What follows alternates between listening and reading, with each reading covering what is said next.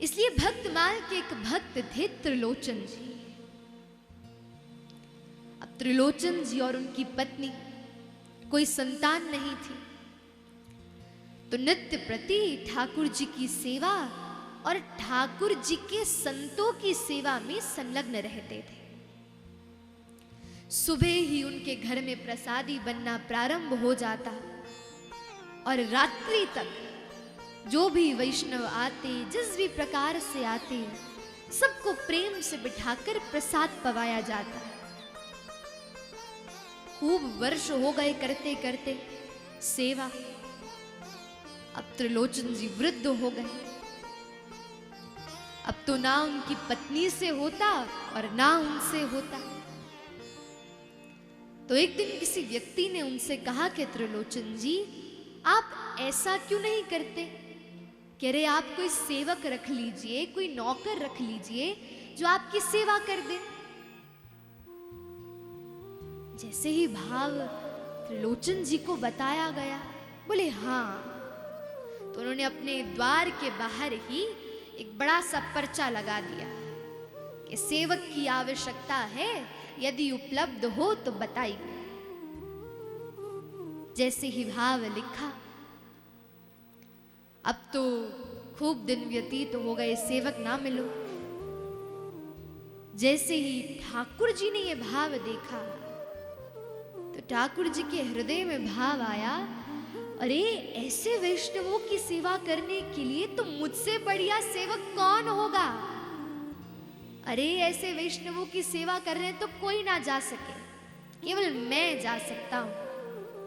ठाकुर जी ने छोटे से ग्वाले का भेष बनाया, ऊंची धोती पहनी, पटका बांधा और सर पर पटका बांधा, एक छड़ी पकड़कर सीधे पहुंच गए त्रिलोचन जी के सम्मुख। द्वार खटखटाया। जैसे ही निकले, बोले अरे बालक तुम कौन हो? अरे कितने सुंदर सुकोमल हो, इतने सुंदर बालक को किसी माता पिता ने अकेले छोड़ दिया।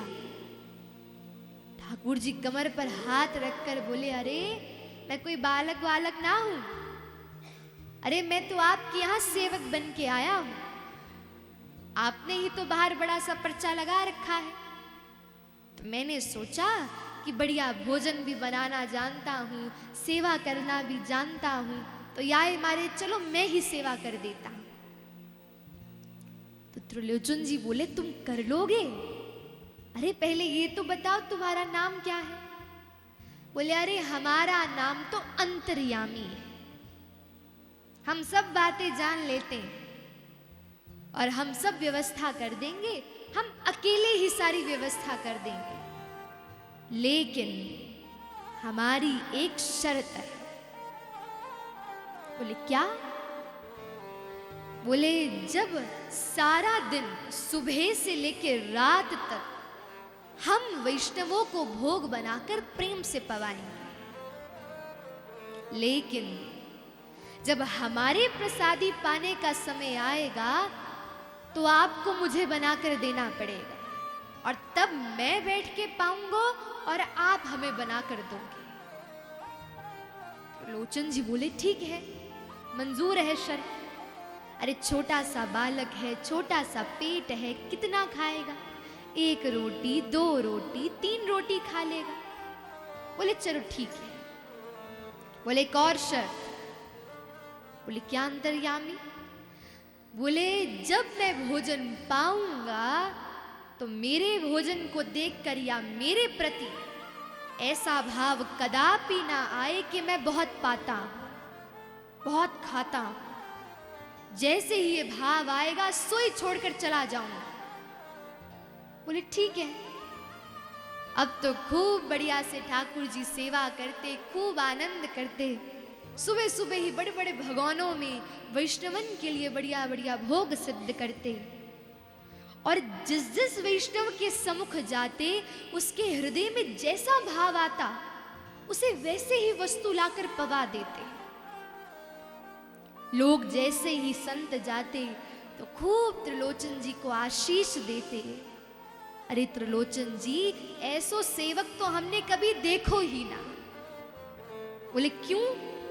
बोले अरे हृदय में हम विचार करते ही हैं कि गुलाब जामुन पाना है, सोई हमारे सामने प्रकट कर देता है।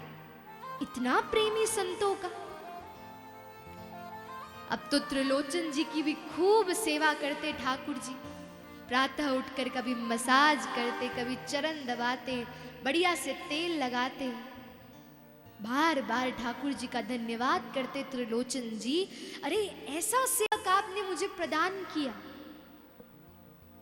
लेकिन ये सब तो सुव्यवस्थित था ही।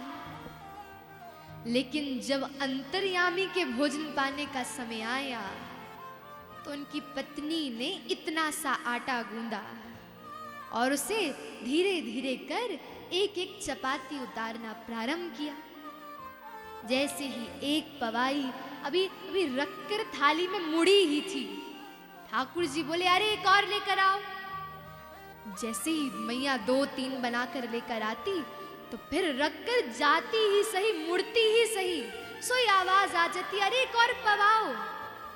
मैया बोली अरे इतनो सा बालक और बैठे बैठे 10 फुलके खा गया, न जाने कब तक पाएगा। जैसे ही भाव देखो, अब तो मैया बनाती बनाती आटा गूंदते गूंदते थक गई। बोली अरे ना जाने कितनों पाता है। 1-1 घंटा 2-2 घंटा ठाकुर जी बैठकर प्रेम से भोग लगाते।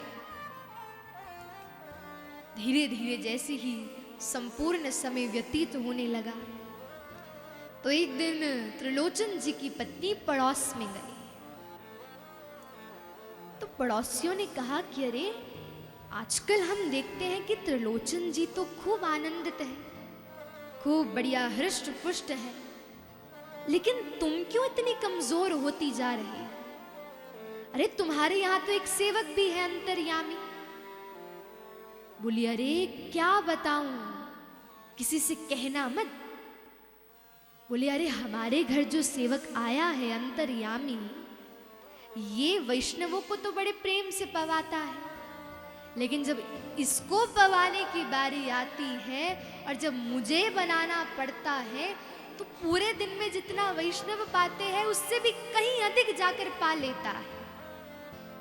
तो याए मारे बना बना कर मैं दुबली पतली हो गई। अब जैसे ही यहां ये बात त्रिलोचन जी की पत्नी ने करी, ठाकुर जी तो अंतर्यामी हैं, सोई जानो और सोई जानते ही अंतर ध्यान हो गए। त्रिलोचन जी ने खूब ढूंढा, अंतर्यामी कहां गए तुम? खूब प्रयास किया, लेकिन ठाकुर जी नहीं मिले। 1 दिन व्यतीत हुआ, 2 दिन व्यतीत हुआ। आज तो त्रिलोचन जी ने अपनी पत्नी से पूछा कि बताओ, क्या तुमने तो कुछ कहा नहीं था? अरे वो चला गया रूठ कर हमसे। बोली अरे वैसे तो मैंने कुछ नहीं कहा, लेकिन हाँ ये पड़ोस में ही मैं गई थी तो यूं ही मैंने कह दिया कि अंतर्यामी बहुत पाता है। त्रिलोचन जी सिर पर हाथ रखकर बैठ गए। बोले अरे संतों की सेवा करने वाला हमें एक सेवक मिला था, और वो भी इतना श्रेष्ठ, इतने प्रेम से पवाता था।